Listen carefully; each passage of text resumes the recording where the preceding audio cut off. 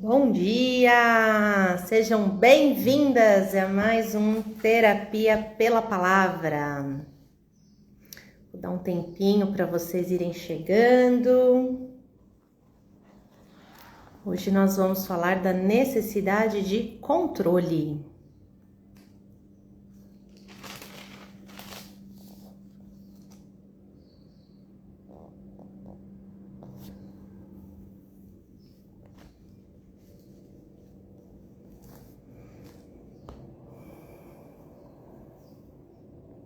Bom dia, pessoal! Sejam bem-vindas!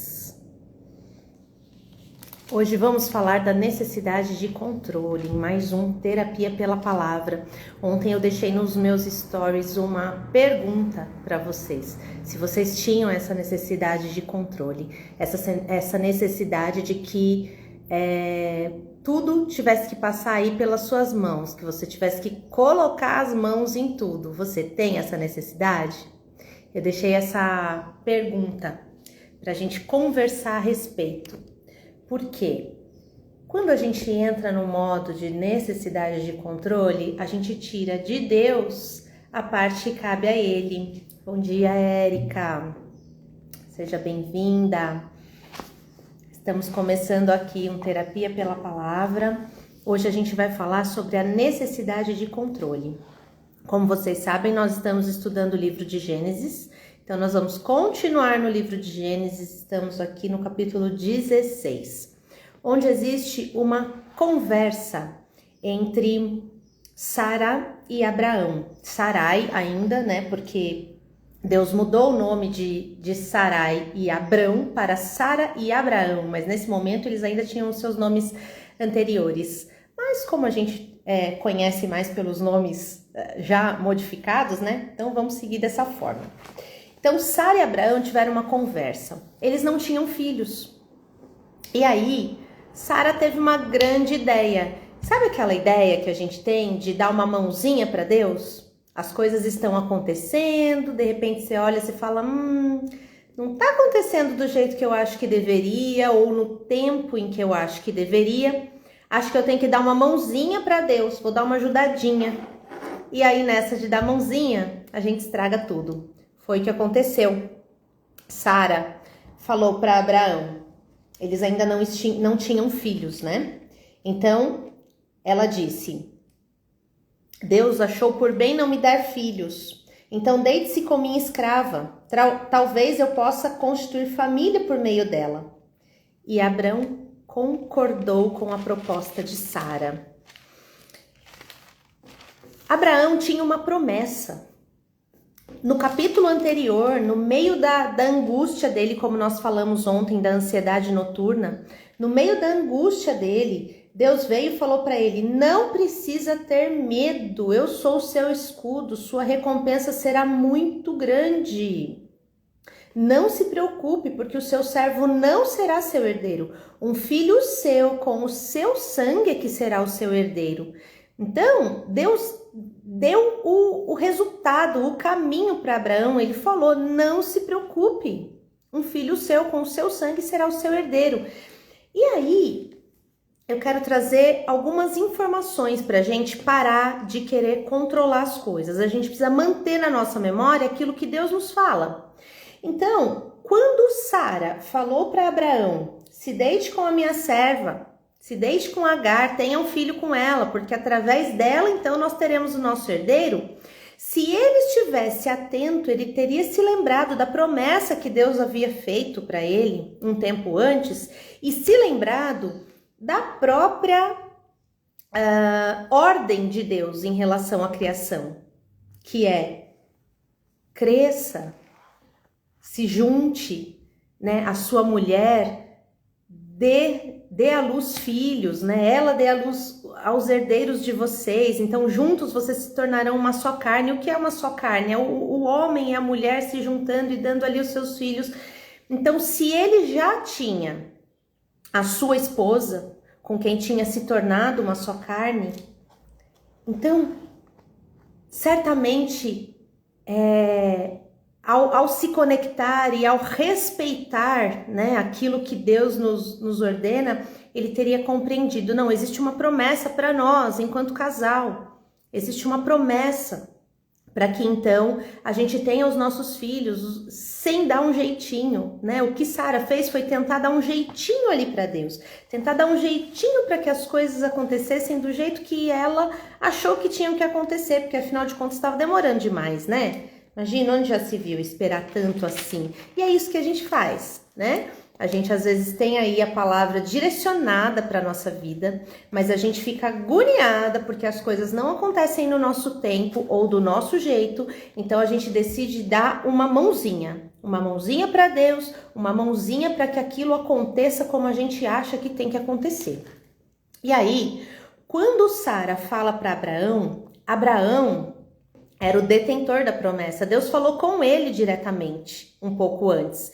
Então ele deveria ter dito, olha, não vamos fazer isso, não vamos tentar dar uma mãozinha para Deus, tentar dar um jeitinho, porque ele falou comigo, eu sei o que vai acontecer, eu sei a forma como Deus age, né, na nossa vida, e isso, gente, é um convite para mim e para você, para a gente aprender a frear todos os estímulos externos. Porque às vezes você tá aí na sua vida, você tá vivendo, você tá seguindo de forma tranquila, mas aí vem alguém do lado de fora, olha, o seu trabalho, você tá fazendo assim, mas olha, as pessoas estão fazendo assim, assado, vai lá, faz daquele jeito, então olha, você tá aí, né, esperando por tal coisa, mas você não tá fazendo nada, se mexe, sai do lugar.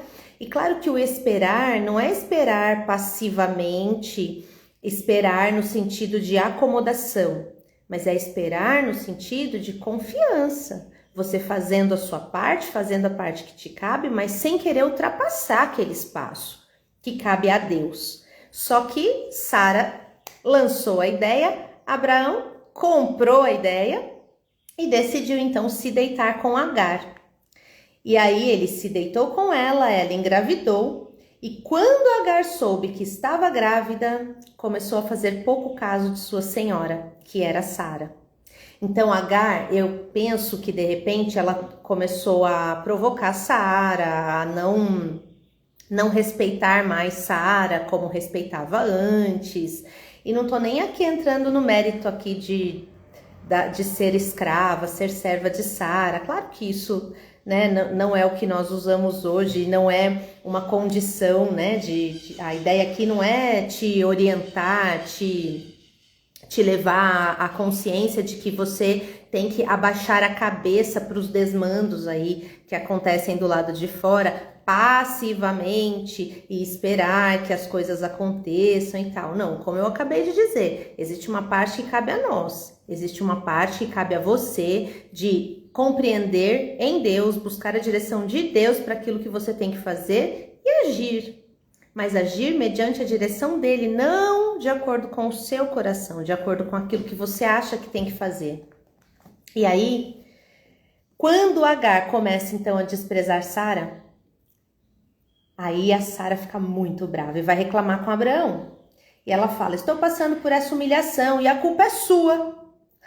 Ela teve a grande ideia, lançou para o marido aceitou, mas a culpa é só dele. Ela não fez nada para merecer aquilo. E ela fala, que o Eterno decida com qual de nós duas está a razão. E Abraão responde, decida você mesma, pois a sua escrava é assunto seu. Então Abraão também, ao invés de assumir a responsabilidade, porque os dois erraram, ao invés de assumir a responsabilidade, ele também tirou o corpo fora. Resolve aí sua vida. Isso é assunto seu. E aí a Sara começa a maltratar Agar. E ao maltratar Agar, Agar foge. Ela não dá conta de ficar recebendo aqueles maus tratos. Mas aí, quando ela estava no deserto, Deus encontra com ela. Porque mesmo quando a gente faz o que não devia, mesmo quando a gente se atropela, né? Troca os pés pelas mãos aí, o Senhor ainda vem, nos orienta, nos guia para aquilo que nós precisamos ouvir. E, gente, como eu digo para vocês, né, que esse momento é terapia pela palavra de Deus, e é onde a gente olha as questões nossas, né, as nossas questões do dia a dia, para que a gente se ajude, para que a experiência de uma, a dor de uma, seja caminho para outra. Eu quero trazer para vocês, né, lendo sobre isso, eu me lembrei de quando eu estava enfrentando uma possível infertilidade. E aí, a primeira vez que eu me deparei com um diagnóstico, olha, você tem endometriose. E eu já com 34 anos, tal, tentando engravidar, não conseguia, foi aí que eu descobri a endometriose. Então, olha, você vai ter que fazer cirurgia, mas você pode sair da sala de cirurgia sem ovários, porque nós não sabemos exatamente o quanto os seus ovários estão comprometidos. Então, uma série de coisas acontecendo ali, fora do meu controle. E eu, então, parei tudo, falei, não, mas vamos lá, o que eu tenho que fazer?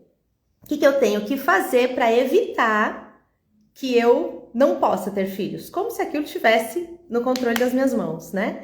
E aí, então, cheguei num médico, né, especialista em reprodução, e ele falou, não, vamos fazer uma FIV, que é a fertilização in vitro.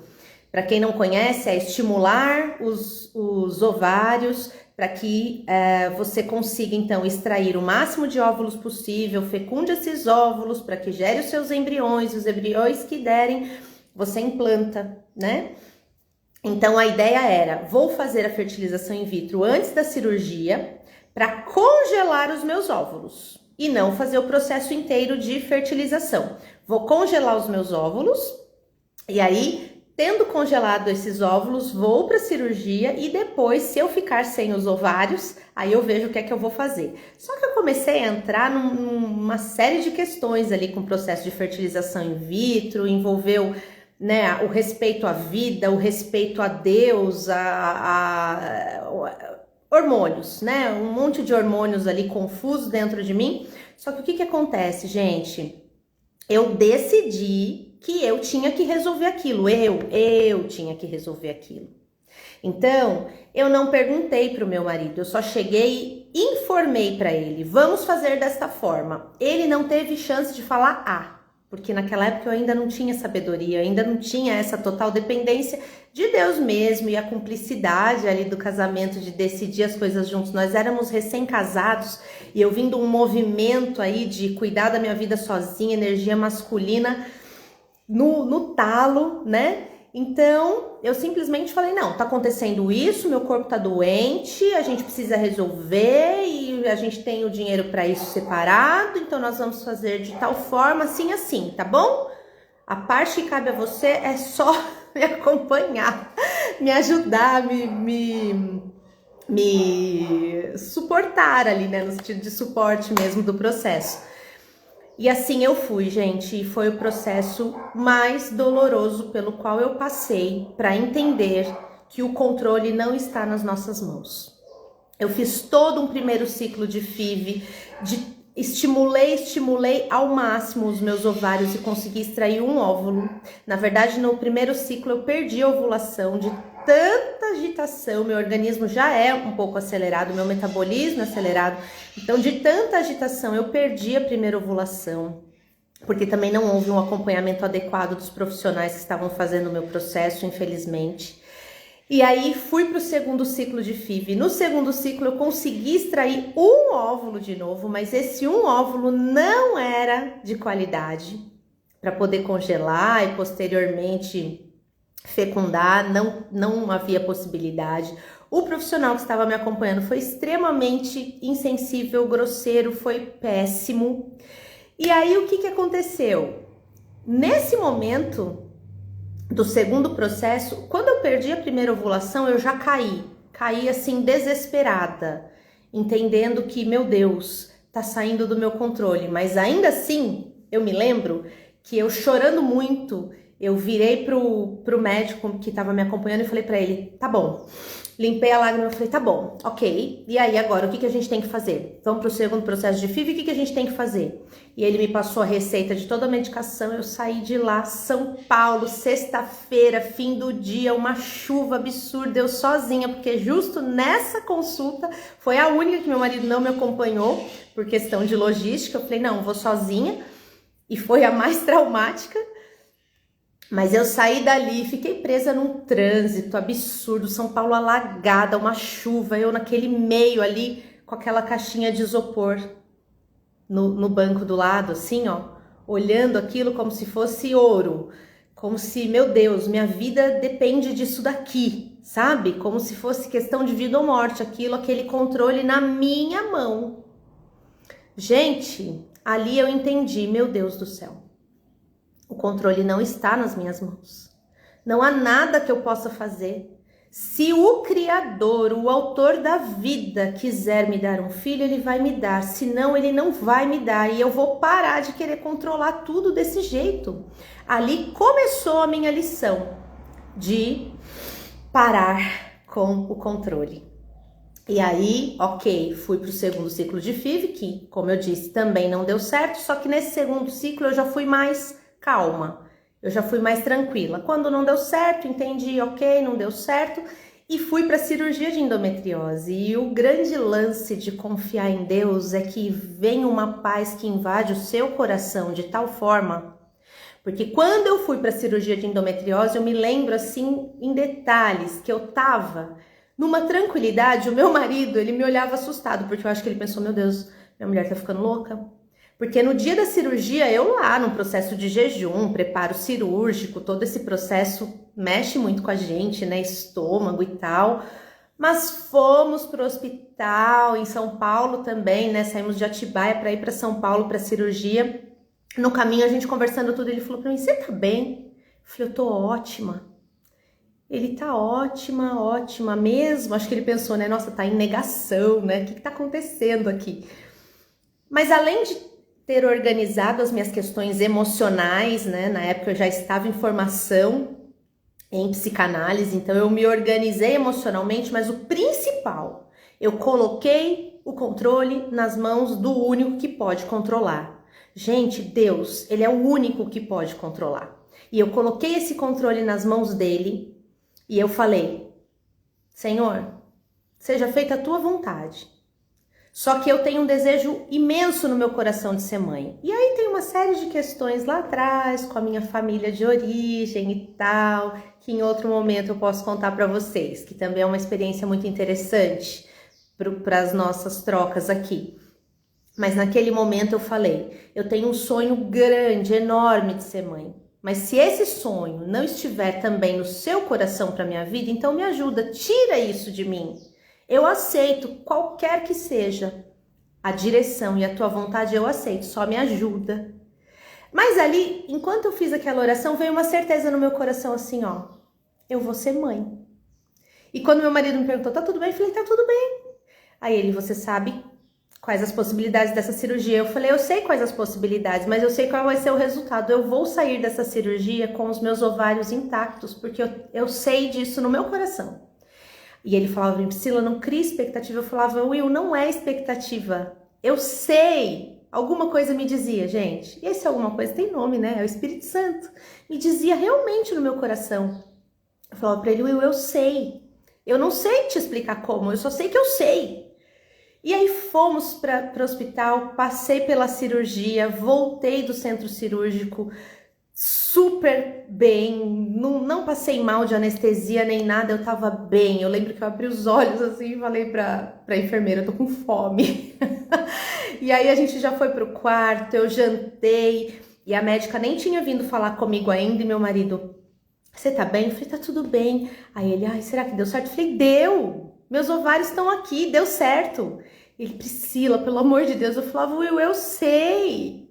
E claro que nós somos humanos, né? Ao mesmo tempo que eu falava eu sei, vinha um negocinho assim, ai gente, ai, não, mas eu sei. Eu sentia no meu coração. E quando a médica entrou no meu quarto, ela falou, casal, está tudo bem, ovários intactos, tinham apenas alguns focos que nós tiramos, mas estão preservados e a prescrição para vocês não vai ser nem as injeções, porque uma cirurgia de endometriose segue o tratamento com as injeções de menopausa química, né?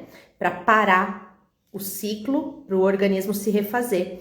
Mas ela falou, olha, prescrição para vocês não vai ser nem a injeção, nem a menopausa química, porque a reserva ovariana da Priscila é muito baixa, então a gente corre o risco dela entrar na menopausa e não sair mais dela. Então a prescrição é, façam um filho, vão para casa, namorem, façam um filho, porque assim o seu ciclo vai parar, Por 9 meses aí vai ser o tempo em que você tá gerando e gestando, e em que o seu organismo tá se recuperando. Eu só olhei pra ele e ele meio abobado, assim, e eu falei pra ele, tô muito feliz, mas não tô surpresa, eu já sabia.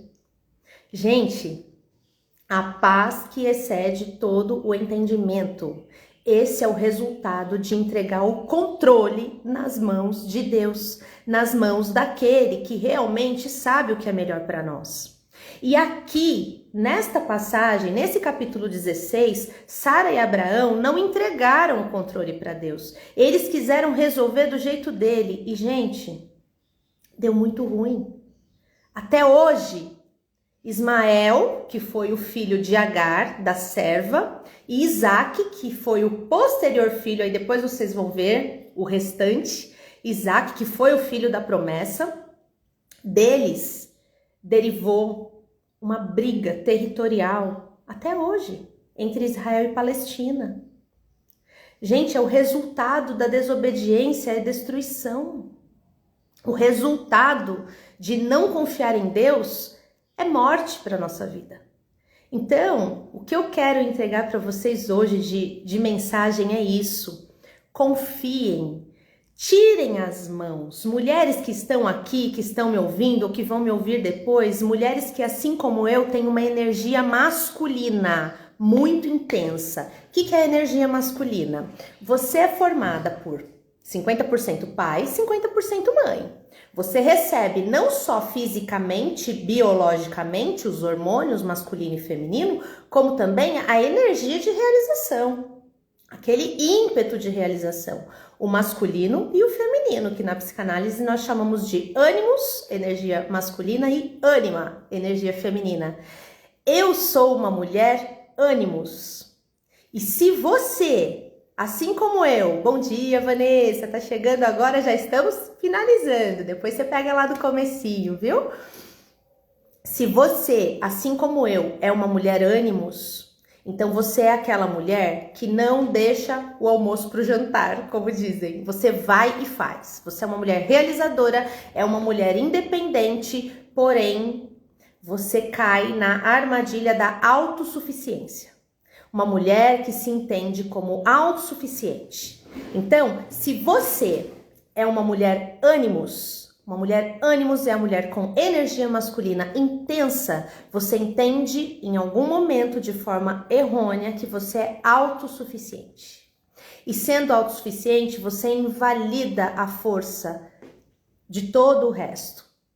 Se você tem um homem do teu lado, você invalida a força desse homem. Se você tem pessoas ali que possam te ajudar, você invalida a força dessas pessoas, porque é como se você conseguisse pelo seu próprio esforço, pelo seu próprio mérito. E pior, você acaba invalidando a força de Deus e o controle de Deus. Então, o meu convite para você hoje, mulher ânimos, é que você recue um pouco. Encontre um lugar de paz, de tranquilidade. Você tá com a mão ali no controle? Tira a mão. Porque às vezes você tá segurando e tá até doendo, tá incomodando aquilo. É muito esforço. Tira a mão, abre a sua mão e sai daquele lugar de controle e deixa Deus te conduzir, deixa as pessoas que estão ao redor te ajudarem. Olha a Josi falando aqui, glória a Deus, chorando e rindo ao mesmo tempo aqui com a presença. Amém, Josi, glória a Deus por isso. É isso. Eu entendo, gente, que o mundo do jeito que está, com tantos dedos apontados pra gente, principalmente pras mulheres, você tem que isso, você tem que aquilo, e mulher empoderada, e não sei o quê, e parará, parará. Sabe qual é o seu poder, mulher? Sabe o que é uma mulher empoderada? É uma mulher de joelho no chão. É uma mulher confiando em Deus. É uma mulher colocando a sua força no autor da força, que é o nosso Pai.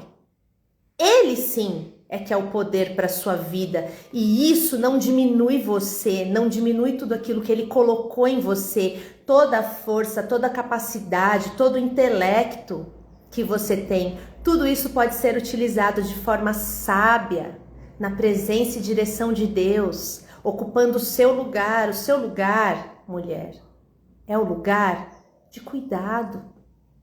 Você é forte, você cuida, você faz e acontece? Ah, tudo bem, mas você também tem o direito de ser frágil, não é fraca, porque mulheres ânimos não são fracas, são fortes. Mulheres ânima também são fortes, porque também são as mulheres que fazem de um jeito diferente. Mas aqui, como eu tô falando de controle, o controle vem muito dessa energia masculina. Vem muito da energia de fazer. E por outro lado, a mulher ânima, ela também tem uma necessidade ali de controle, mas é por outro jeito, é de um outro jeito, é um controle mais assim, fazendo uma chantagem emocional, se fazendo bem de fraquinha para todo mundo fazer o que você quer, costurando ali, comendo pelas beiradas para que as coisas saiam no final do jeitinho que você quer. Gente, isso é cilada. Saiam desse lugar. A gente não precisa controlar nada. A gente precisa só se administrar, fazer a gestão das nossas emoções. Então, seguir aí, se conhecendo, olhando para dentro de si, se gerindo para você, então, viver melhor, se posicionar melhor na vida, se relacionar melhor com os seus pares, mas sem aquela ilusão de que você tem o controle de alguma coisa. Isso é utopia. Isso não existe.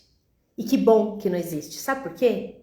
Porque quando você não tem o controle, você também não tem que estar o tempo todo naquela posição ali, ó, forte, atrás da sua armadura, protegida e pronta para a guerra. Porque a vida não é guerra, não precisa ser guerra.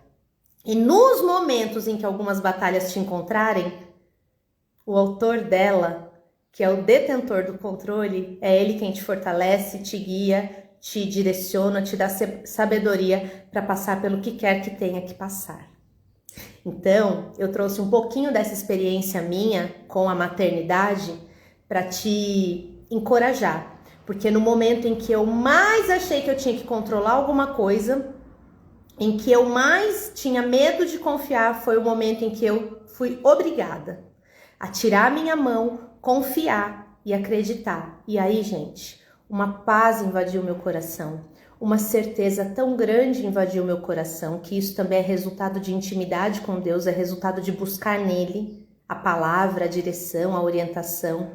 E o resultado hoje está aqui. Meu filhinho de 4 anos, coisa mais linda da minha vida, cheio de energia, cheio de alegria. Então, esse é o resultado.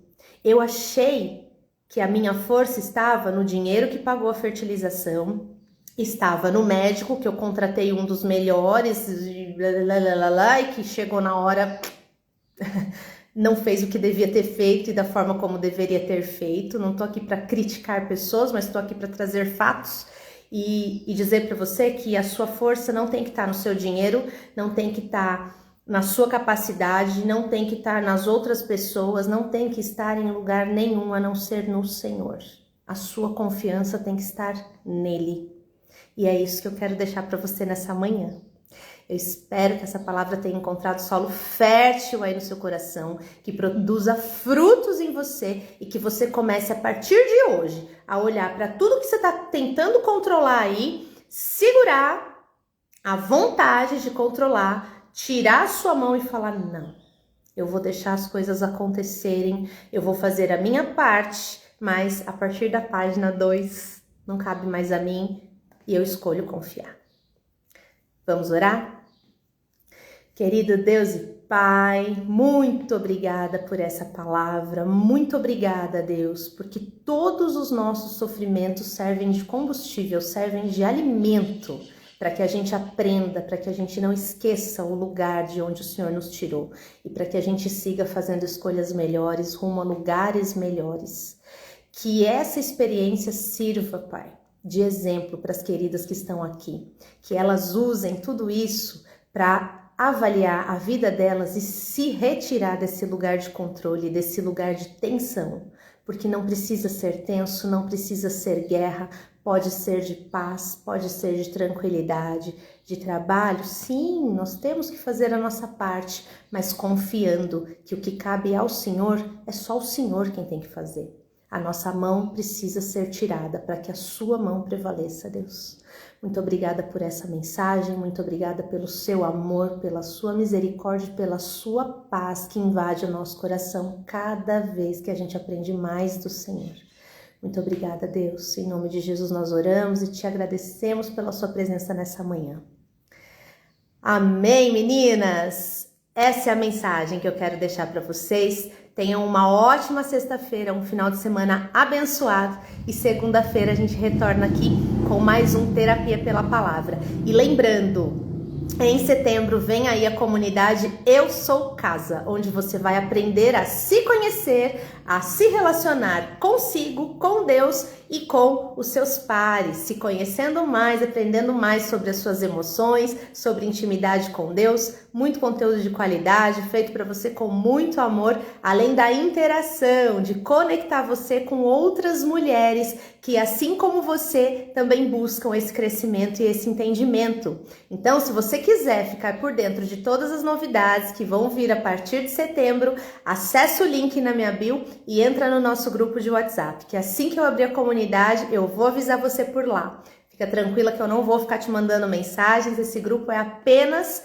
para você receber informações sobre a nossa comunidade e não perder nada dos nossos conteúdos, tá bom? Um beijão, fiquem com Deus. A Josi, que tempo precioso. Que bom, Josi. Fico feliz que tenha gostado, que tenha alcançado o coração de vocês. Um beijo, fiquem com Deus, meninas, e até segunda-feira. Tchau, tchau!